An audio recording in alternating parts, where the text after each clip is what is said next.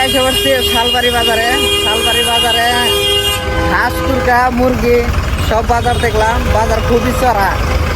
বড় বড় রাজা হাঁসগুলো হয়েছে 2500 জোড়া, আর ছোট ছোট হাঁসের জোড়া হয়েছে 1200 টাকা। ফাইনালি আমি যেতে চলেছি শালবাড়ি বাজারে। বাজারে যামু, যাই অনেকই কাম আছে। তো আমার সাথে আছে রানী, আর আছে আমার পিছনে দেখতে পাচ্ছেন রবিউল।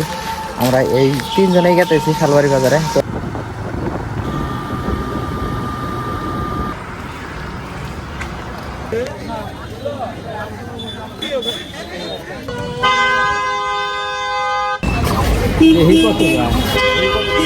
বড় হাঁস না? হ্যাঁ বড় হাঁস।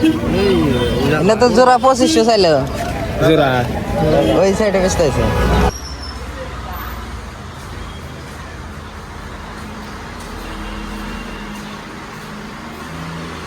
আর যারা যারা বিয়ে করছাও বা বিয়ে দিতে চাও, তারা কিন্তু শালবাড়ি বাজারে এরকম সুন্দর সুন্দর আইনা আলা, ড্রেসিং আইনা, খাট সবকিছু কিনতে পারবে।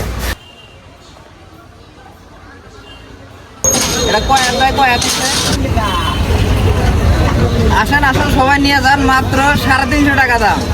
350? হ্যাঁ, আপনার জন্য 300 টাকা ছেড়ে দিব, কমে 300 টাকা।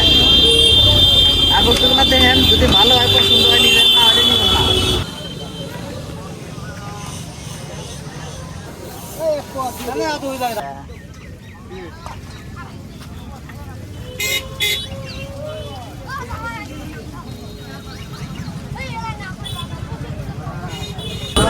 লেবু কত করে? 5টা 20। 5টা 20। লেবু মধ্যে কি মিঠা হবো? হ্যাঁ, হ্যালো কও। এই লেবু যদি মিঠা নাগে তাহলে একদম এই বস্তা ধরে কিনবো। আমরা বাজারে একটা বস্তা কত করে? বাড়ির না বাইরে নিয়েছেন?